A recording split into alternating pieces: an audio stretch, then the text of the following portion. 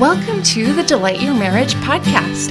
You're joining me, Bella Rose, as I dive deep into the beauty, power, and truths about intimacy. Learn not only the practicals, but the heart behind what making love is all about. Delight your marriage. All right, welcome. This is Bella Rose, and I'm really excited that you're joining me today. So what I wanted to do in this show is, I guess the heart behind this show is to help people have healthy marriages, healthy families, and ultimately that they can do God's work better because they're overflowing with love through their marriage. And so what I think is really important is for us to get a vision of healthy disagreements. Now, of course, if you're a human and you're living with another human, you're going to have differences of opinions. And I'm here with my amazing husband. Hello. And we're gonna walk through step by step a recent disagreement that we had, in fact, yesterday. And the reason I wanted to really show you exactly what it sounded like from our perspective is because we have so many examples of very unhealthy disagreements.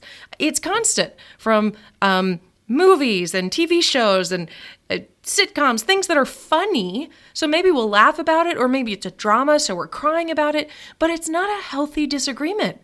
So how often do we actually get to see, wow, that was healthy. No one left feeling lonely or hurt or angry. How did they leave from a disagreement where they still felt connected, respected, and they still felt loved?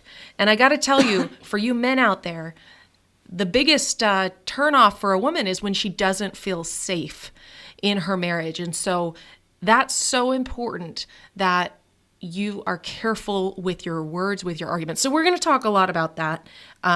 And before I dive in further, I want to invite you to go to delightyourmarriage.com/5tips, TIPS, if you want the top 5 tips I have for seduction. And once you get on my list, I will be sending you more information and content around that. But that's kind of something a little separate than our call today, but I wanted to make sure that you got that information. So www.delightyourmarriage.com/5tips. Alrighty, so as we had planned, I wanted to kind of start us off talking about what happened yesterday. Do you want to tell the story before we actually play act our conversation? I feel like you're better to tell the story. Oh. Well, my husband has actually a much better memory than me, so if I get anything wrong, I hope that he'll jump in. Okay, so here's what happened is I woke up yesterday with this intention that I was like, okay, the desk is coming today. We're going to be able to organize it. I'm so excited. You know, I've been kind of working with a much smaller desk, and it really wasn't working to be fully organized and really. So anyway, so the desk was finally coming. So excited about it. Woke up, do my normal thing in the mornings, and then I checked online and it said the desk was delivered. And I was like, but it's not here. So talked to our super, went downstairs, checked every floor just in case they delivered it to the wrong floor. Because if you don't know, we live in Manhattan, so there's lots of floors to check. And then I called them, and they're like, oh, it was actually delivered to this address, which is probably 2 blocks down the street. And I was like, oh, okay.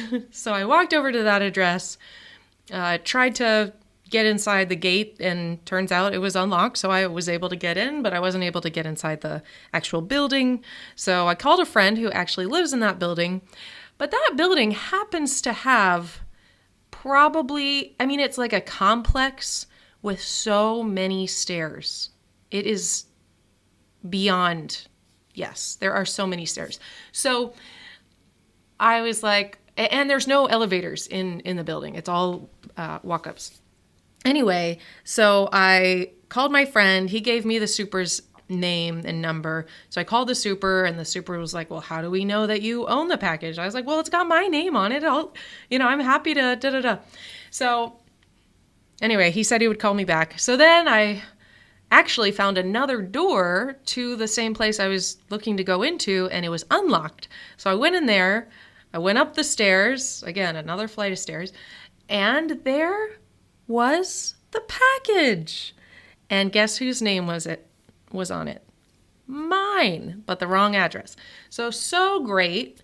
And anyway, my friend called me back and was like, so the super said, he wants to make sure you're the right person. Do you happen to have your ID on you? Da, da, da.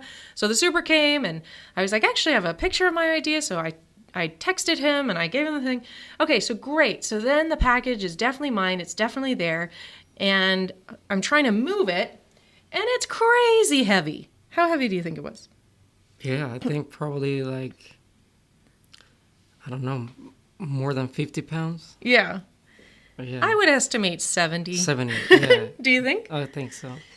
Like 70 to 80 pounds. Now, my husband is very strong, but 70 to 80 pounds is a difficult one for me.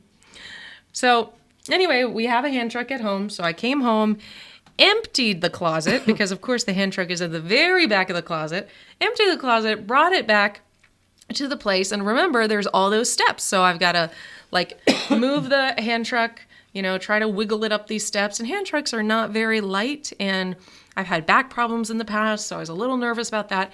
Meanwhile, I called my husband several times because I was in my head thinking, well, it would be wonderful to have some help here. And I thought he was going to be home this whole time. So anyway, we'll talk more about that later. But ultimately what happened is I got the package with the hand truck, and incredibly, I got the package onto the hand truck, and amazingly, I was able to find a way out of the building that included no more stairs. So after I had, shimmied my way up with the hand truck this whole time, all these stairs, and then amazingly get the package on there, and then there's one path that goes straight to the street without any stairs. So then all I had to do was the 4 stairs that were left. But in the meantime, while all this stair stuff was happening, I had called my husband probably 4 or 5 times, and I did leave a message, and I did probably text you several times. All right, so there's the context. That's the story. My husband did come, and he said he was actually at a field trip with my older son, and right afterwards he came, and he actually set up the whole desk, and we're standing right next to it, which looks awesome. But when he came home, I was like, "Are you okay?" Because he was quiet and kind of, shut down a little bit. So he and I just kind of worked quietly together on this desk, and it was very complicated to set up. All right, I think that's the story. I think so. And the reason why my wife says that I'm quiet is because when I know I'm frustrated, I'm mad, because if I wanted to say a lot of things, right? But I know if I speak right there when I'm angry and frustrated, I know I will say a lot of things that I didn't mean to, and a lot of times happen this to people when we are angry, that we just say whatever we feel at the moment, whatever we feel, and then we forget about those words that will stay with us, or whatever the person say that to us. And so that's why I usually, when like that, I'm quiet. I don't talk that much. Yeah, and after that, after all that, me and my wife and kids, we went somewhere, to just spend time with our family, and we talk about it. We talk about what happened, but we weren't nice speaking each other. I don't know if you're like me, or I'm like you, and we were mad. We don't talk to each other. We just kind of like kind of roommates. And I feel like we need to talk about it because Yeah. that about being a roommate, it will eventually will end it, and you will have to speak to your spouse. So how long will you wait to talk to her or him? Okay, so the scene is we're sitting there at the restaurant. The kids are, writing with their crayons or whatever, and we already had our food, or maybe we were waiting for our food or something. And you started sharing with me just maybe the general gist of what you were sharing. Do you remember what you started with? Yeah, but here's one thing that I remember why I started speaking is when we were when our kids here they came back from school, and then you were saying thank you so much for helping me to set up the desk, and you said a few times like I appreciated what you did it, and that helped me to calm myself down because I feel like even though she was upset, even though I was upset, but she still appreciated uh, whatever I did. Because you said, I really appreciate, thank you for helping me. And I feel that, I don't know, a peace that we're not mad, at least the level of me being upset that went to almost not at all. Awesome. Okay, so it sounds like just being appreciative and not pushing the fact that I could tell you were upset was helpful for you.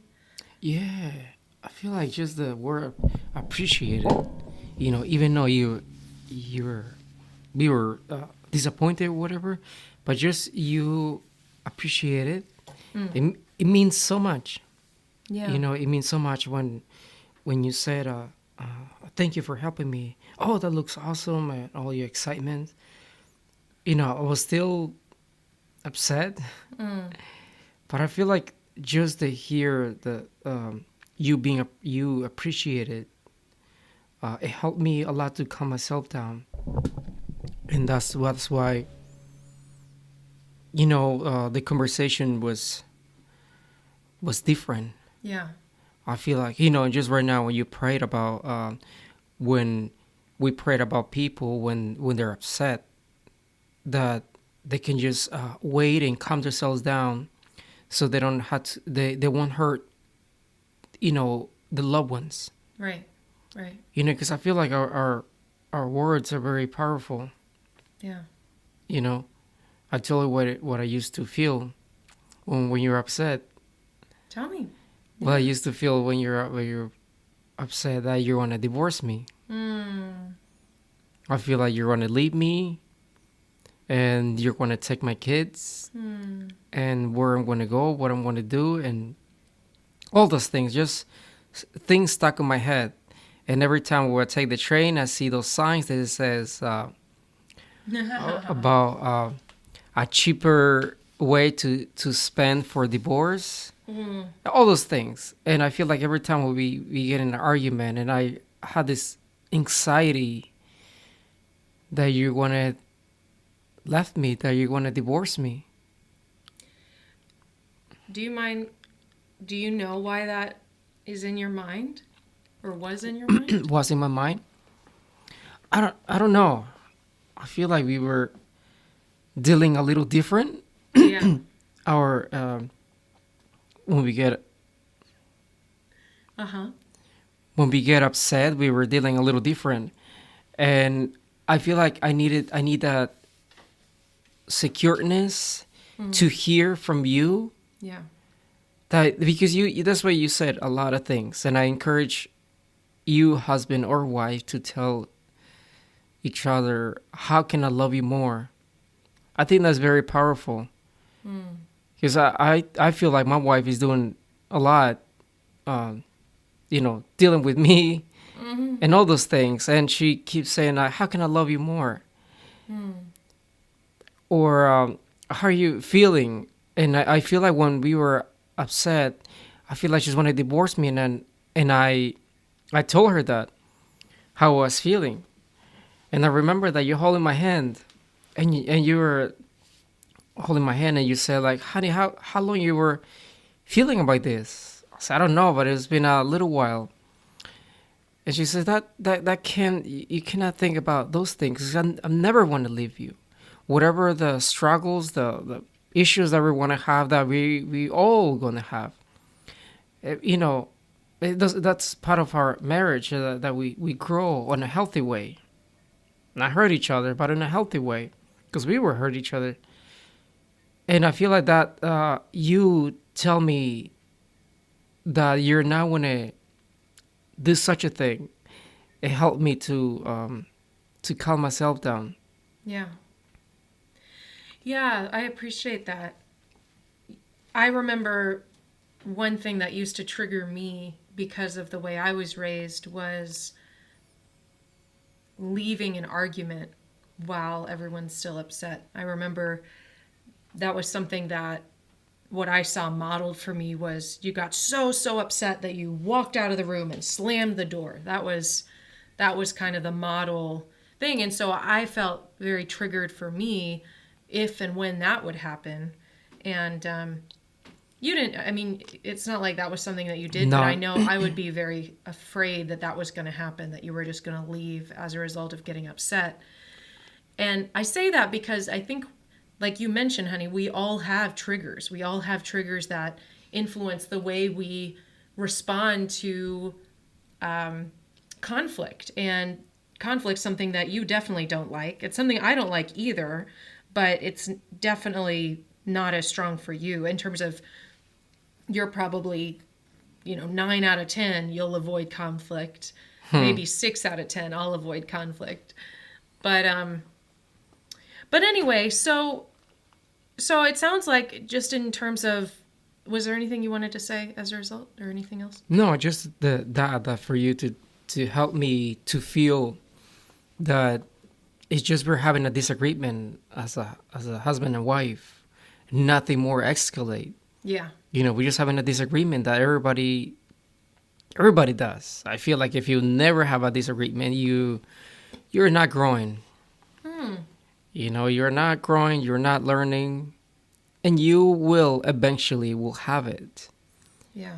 Like something that you get frustrated, you get frustrated, but you're not going to tell your spouse, so you just keep smiling. Everything is fine. I feel like, so your spouse are not knowing you. It's not getting to know you. Right. So you just pretend that everything is fine, and I feel like we got to stop pretending that everything is fine, because not everything is fine. Yeah.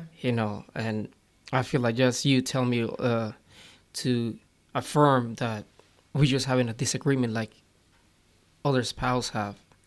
Yeah, and I think back then I didn't know as much as I know now around a healthy communication and how to respond to significant feelings well instead of being defensive and arguing back. And sometimes I like that you're saying the word disagreement, because I like to talk about that we don't have arguments. We'll have disagreements. But at this stage of our marriage, I encourage people not to have arguments to this level of intensity and negative words, and where both people leave the conversation hurt and bloody and bruised, rhetorically speaking. Obviously not physically, but well, hopefully not physically. But anyway, the point is that the idea is for you to have a disagreement. And I want to kind of give you kind of the tools for that. But before I go into that specifically, I love how you said that if we're not open and honest with each other, who are you having a relationship with? You're not being honest with each other, and that's going to affect you because you're not being who you are. Here's what I want to clarify that, and this is something that I think is really helpful for people who are, let's say, really struggling in their marriage right now.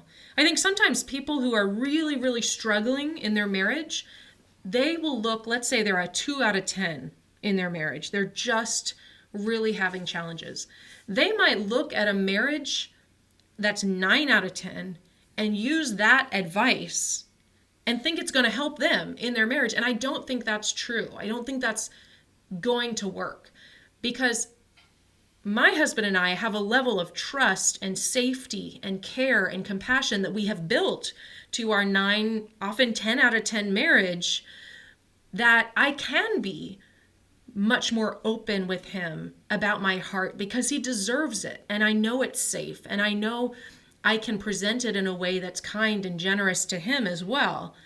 But if we're at a 2 out of 10 and I try to be this open, more than likely he would, a lot of times their spouse will respond with being hurt because they're already defensive, or they're going to respond in sarcasm because they don't feel like this genuine mutual kindness towards each other. There's all sorts of things. So what I encourage you to do is, first of all, start with thinking about how healthy is your marriage right now. Is it 2 out of 10, 3 out of 10, 4 out of 10, 5 out of 10? Where are you? Is it, 10 out of 10? And then with that in mind, think about your level of openness. It doesn't mean that you're going to be dishonest with your spouse, but it clarifies how open you're going to be with your spouse. Because we as people, we have to protect our hearts. And sometimes that means protecting it from our marriage partner if they're not safe with our heart at that point. So you share what's going to be good, what's going to be strategic, what's going to help you guys move forward. But you're not necessarily going to share all of your hurts or your difficulties or the pains or your feelings, because they might not be the right person right now to share in that. Is that making sense to you, honey? What do you think? Oh, yes. You just say it very beautiful way. Yeah, you just say it. You just say very, in a very good way. I feel like, when you said about the spouse, I just don't understand why people are screaming. Why people scream. Yeah. Like, what do you gain from that screaming? For that person to hear from you so he can understand you, how you're feeling? And then the other person, 2 things. The other person that is going to listen to you, will not listen to you, but will hear you screaming. He or she will yell back, or she or he shut herself and won't say a word. And then you get frustrated why she not, or he did not respond. And that stays. And every time, probably forget about it, but it stays. And then you have the next argument, and it's the same thing. And they start building this feeling about screaming or certain words that you say to your spouse. And then eventually that he or she is holding it for so long that it will come out, that you cannot take it anymore. And it will come out on people that you love mostly. And those people will get hurt emotionally, I think. Yeah. I just don't understand why people yell at each other. My family, I see them that yell at each other, and I say certain things, but I know I am not in their relationship, so I cannot say like, why are you yelling? Why are you saying certain things to your wife or husband? They're the ones that know and had to learn how to argue, like we just talked about it, because I feel like for one simple example, right? My brother, he's a year older than me, and he's having some some disagreements with his wife, and something almost Good. And something happened. Something happened that, thank God, that nothing really bad happened. It could really bad happen, but thank God did not happen. And he has to do the work that his wife do, and then he sees that she was doing a lot of work, just at home. Forget about everything else, just at home. And I talk about, well, I do this with my wife, with Bella, and this is all these things. And he was joking. He was like, maybe I should talk to you and give me some classes. And I feel like,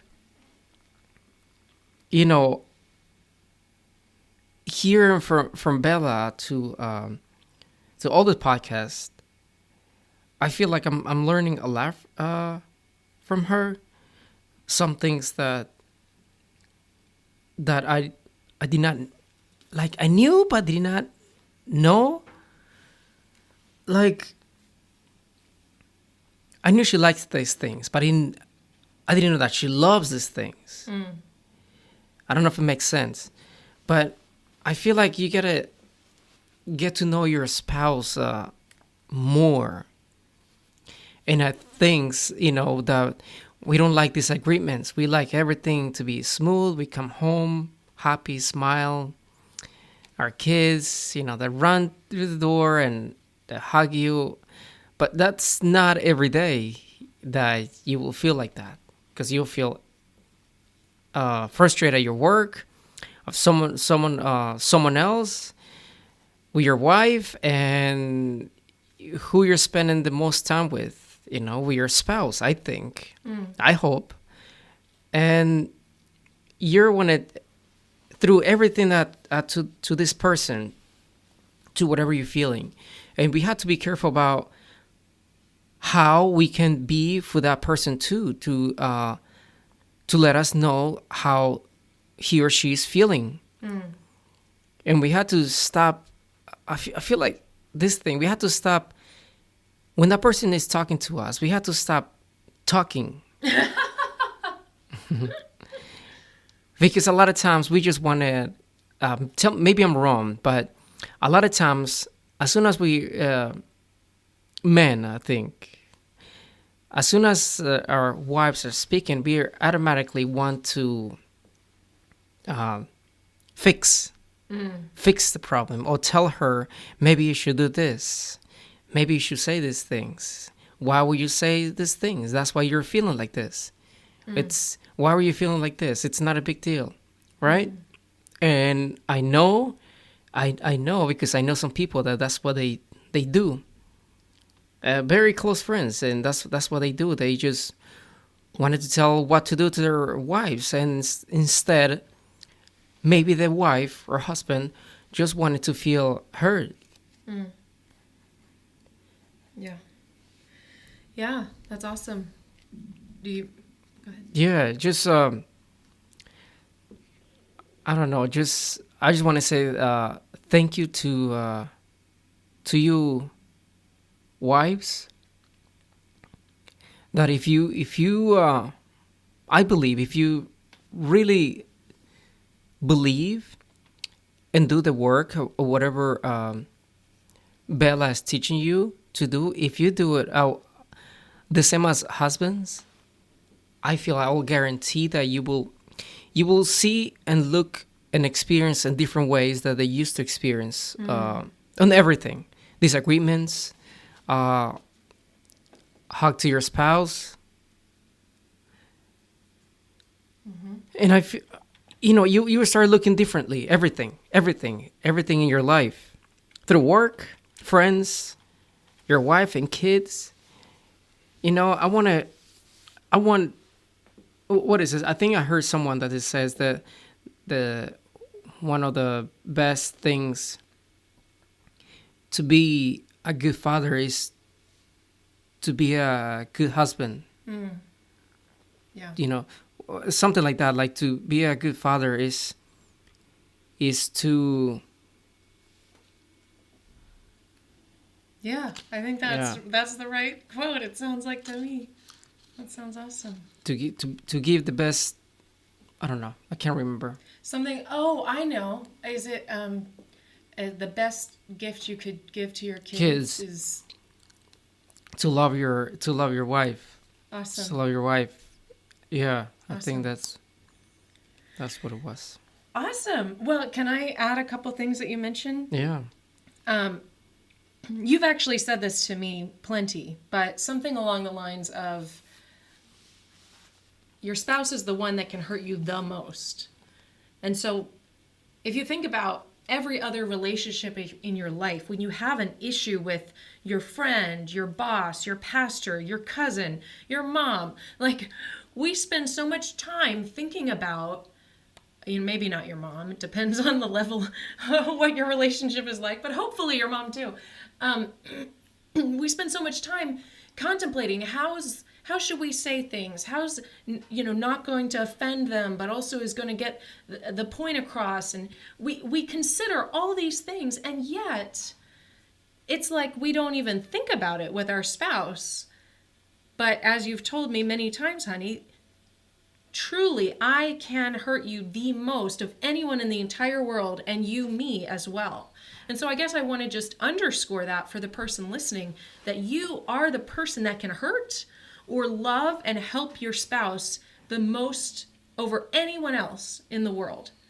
So that was one thought. And then the other thought I had was, I think that I wanted to actually share something that was from a husband that worked with me. And this is several months after he graduated from the program, but it makes me think of what you were saying in terms of how people can actually change and their marriages can completely change. So he says, I had emailed to ask him how things are going. He says, now on the more important stuff, my wife and I, things have been going extremely well lately. I think over the last few months, we've gotten a lot closer. We've been spending a lot of time together on weekends. And then he gave some examples. And then he says, she is actually, now this, before we started working together, he felt like she was controlling. He had to walk on eggshells. He would hope that they would make love, but he wasn't sure if that would happen or she would reject him. She felt like making love was a duty. He would always be the only one initiating. And there was just a lot of tension between them. And it felt like he would it felt like she prioritized her kids above him. And it was very hurtful. Anyway, this is what he said in this email. She has actually been requesting spending time with me a lot lately. It's really quite nice. It seems like we spend all of our weekends together. I can't really remember the last time I did something without her, which is, again, something that he wanted. If we're not spending time, just the two of us, then we've pretty much been spending time together with the rest of the family. I was actually giving gratitude to the Lord this morning for that. And then he goes, so I'm sure you're wondering about the intimacy in our marriage. Let's just say that I've been incredibly happy with our sex life. I still haven't initiated. She does all the initiating. She has also let her guard down to the point, to the point of exploring other avenues of lovemaking. I think I told you before that she was not comfortable with me pleasuring her, but this is certainly not the case now.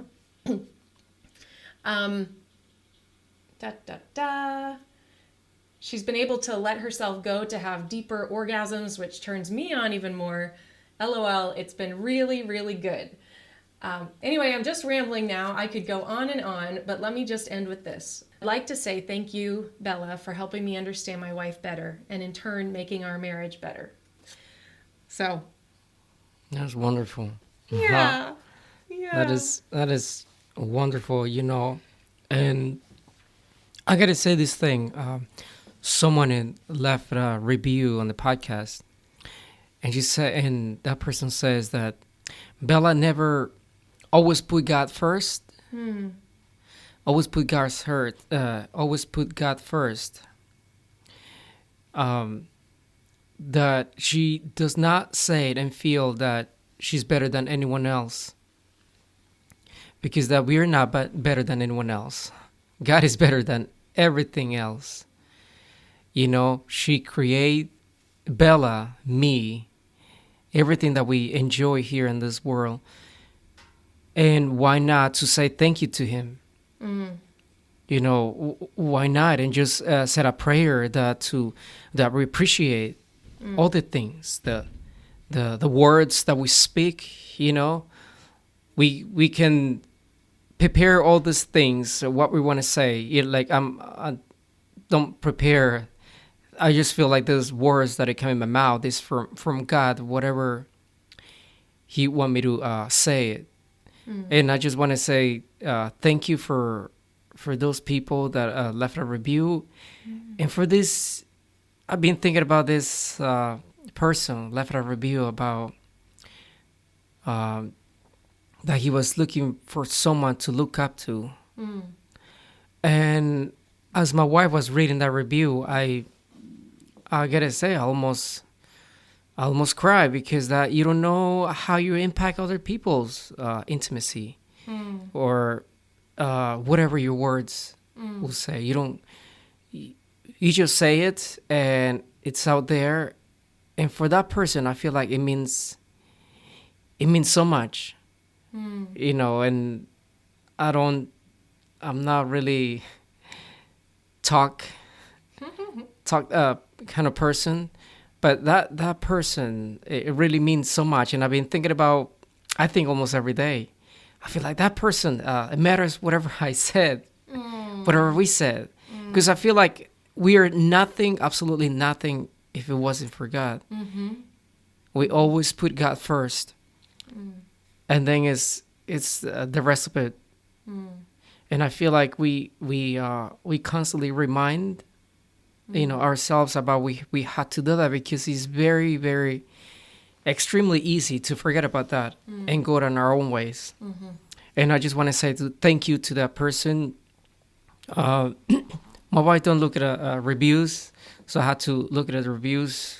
I try not to. She tried not to, and I look at the reviews because I listen to your podcast too, and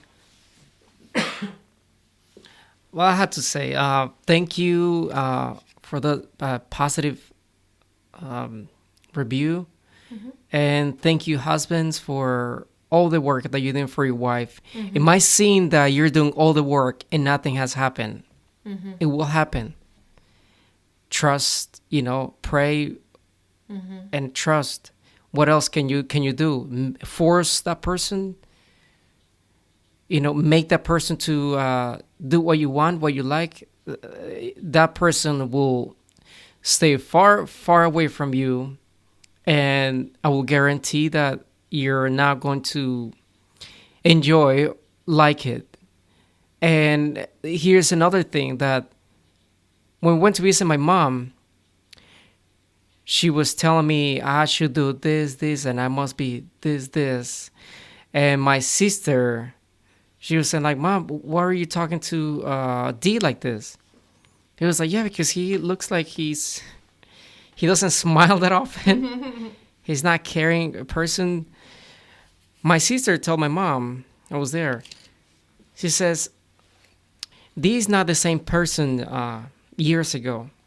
The person that he knows the most is Bella. Why do you think she always keeps hugging him or kissing him or just hold his hand?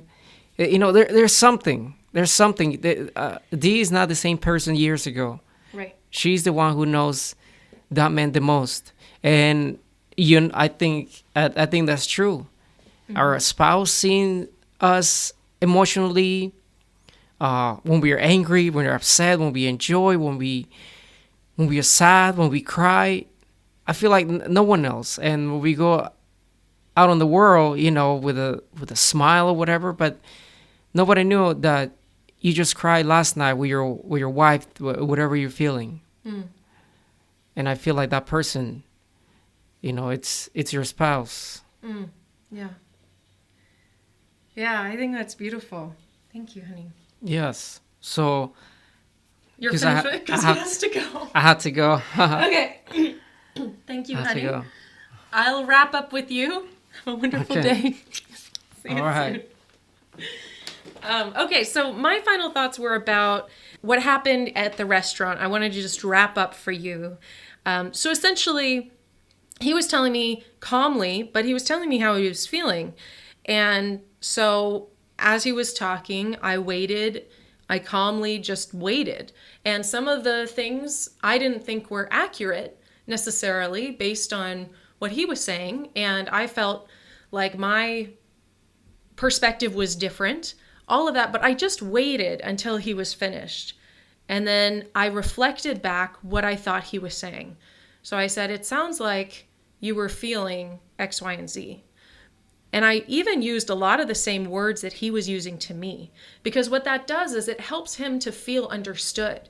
And so if you're about to have an argument with your spouse, I would encourage you to wait and focus on reflective listening, because it gives you something to focus on. So you're not focused on, oh, what am I going to defend? How am I going to respond to this, accusation, or you're interpreting it as an accusation. But instead, it makes you focus on, okay, how can I understand the other person? And then they feel understood, and it helps them to calm down too, because then they're like, okay, well, if the other person understands me, then we can actually have a real conversation. But if we're just talking past each other, the frustration is actually on the feeling like the person doesn't care about you, feeling like they don't care about your perspective, and then every negative word that comes on top of that, the accusations and the judgments and all that kind of stuff. So I reflected back, and then I also asked if what I said to him on the phone when I left the message, did he feel like I was being disrespectful? And as a wife, to say that to her husband, I think that's really important, because for men, I love how Laura Doyle says, respect is like oxygen. So if you are disrespecting your spouse, it's not, they just don't respond to it the same way as women do. Women, I don't think we care as much in the same way. But for men, it's a much bigger deal. And so it's much easier for me to just say, did it feel like I was disrespecting you? And he said, no, it didn't feel like I was being disrespectful. So that's assuring. And it also means that, points on just not having points. I'm just making a joke. Like, I did a good job of not being disrespectful, even in the midst of frustration. So I'm excited about that. That was good. And then the last thing is, after I reflectively listened and really heard him and he felt understood, I asked him if it was okay if I shared my perspective or I shared my feelings of what happened. And he said that was okay. And then I shared the whole story that I just went through with you of what really happened in my perspective, so he could hear why I would have been upset and why, the hand truck was heavy and X, Y, and Z, and how typically he tells me where he's going. And typically I tell him where I'm going, and that's our normal. So it was unusual for me not to know where he was. He could have been downtown for all I knew. And so we were able to have that conversation in a calm way. It wasn't even elevated like I'm talking to you right now. As you can tell, my husband is a very kind of calm man. And so when I talk to him, I try to meet him at that level. I don't try to make him come up to my level, because that's not dying to ourselves. We want to serve our spouse and come to their level, meet them on where they are. And I think the last encouragement I want to give you is, when you're in the midst of a disagreement, I want you to extend the timeline. You do not have to figure out that disagreement right now. You just don't. You don't. Don't let the enemy lie to you and say you're in a rush, so everything goes. Whatever you are thinking in the moment, or you just don't. Everything can wait. That's, life is long. Life is not short. Life is long. And I want to just invite you to consider that you don't have to do 98% of what you do all day long. You don't. You're not a victim to time. God has given you time. You can have rest. He gives his children rest. So I want to just invite you to extend the timeline on arguments so that, you can have a positive interaction. And maybe that starts sorting through the feelings, but maybe that's not the end. Maybe you spend 5 minutes there and then you just kind of enjoy yourself for the rest of the evening. And then you spend 10 minutes a couple days from there and you kind of continue to sort things out. But it doesn't have to be all in one foul swoop that you get everything talked out, everything's on the table. Because you might do that, but really hurt your spouse. And like my husband said earlier, they'll never, like, you can always remember and call to mind what your spouse said about you or said to you. It's not that you can take those words back. So I want to just invite you and encourage you to take arguments very seriously. Don't have them. Like, literally don't have arguments. And instead, challenge yourself to have a disagreement. And calmly and reflectively listen. And dissipate it as much you can in the moment with appreciation and recognition and apologies. And all of those things are godly characteristics. It doesn't mean that one person won and one person lost. That's not it at all. You both lose if you lose intimacy and connection with each other. But you both win if you gain intimacy and connection with each other. Doesn't matter who, quote, goes first. Just do it. It doesn't matter. Just do it. All right. Well, God bless you. My husband and I did pray for you before we had this conversation, but I want to pray for you right now. So, Lord, I just lift up the person on the other end of this microphone, and I thank you for them. I thank you for their heart. I thank you that they listened to this long recording about arguing and disagreeing and all that stuff. And I pray whatever you needed them to hear is what they would hear and what they would walk away with, God. And I pray that anything that they didn't, that they would just leave behind. And I pray, God, that if there's any shame or feelings like, oh, I wish I had known this years ago or even last night, I just pray in Jesus' name that the enemy would not lie to them, that I have done that. I have been in their shoes. They don't have to feel ashamed. God, you don't lead us to shame. You lead us to growth and victory. And it's your kindness that leads us to repentance. It's so great that you were kind enough to show us another way, a better way, that we can apologize. Lord, you're a God of second chances. So, Father, I just ask, God, that you would give them encouragement even right now.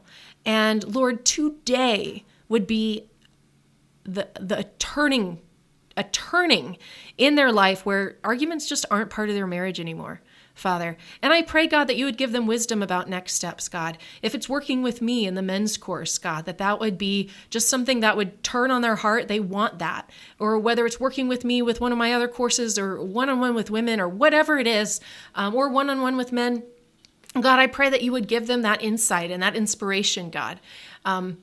But no matter what, Lord, we worship and praise you. And I believe that you're honing this person into the man or woman you want them to be first and foremost. God, that's what you care about. And the way they are with their spouse is their character. They represent it every single day. They hone it every single day when they're with their spouse. And I ask this would just be one more reminder of that. God, thank you. We love you. Amen. Awesome. Again, well, thank you so much for listening in. If you are interested in working with me in one of my men's programs, I would love to hear from you. You can actually schedule a free call with me, and that's a clarity call. You'll get 40 minutes of my undivided attention, and we'll talk through how to get past and what are the biggest obstacles between you and where you're really seeking your marriage to go, the intimacy, the love, the connection. And if I think that we're a good fit and that I can help you solve those problems, then the catch is that I would be happy to invite you into one of my programs. Now, I don't invite everyone. I don't think everyone's the right fit, but you can find that out if you go to www.delightyourmarriage.com/call, CALL. And like I said, that's a free 40-minute conversation, and it's actually a $500 value. So I'm really focused on men right now. I've had really amazing breakthroughs with men. If you're a woman and you want one-on-one coaching, you're welcome to do that. Or like I said, you can get on my email list to learn about other offers that I have. So you can go to delightyourmarriage.com/5tips, the number 5 TIPS. Awesome. All right. Well, thanks again. God bless you. Have a wonderful, wonderful day. And right now, I just hope that you give a big smile and hold it. And it's going to be a great day. All right. That actually released a bunch of really good hormones and stuff in your body. So keep that smile on. All right. God bless you. Talk soon.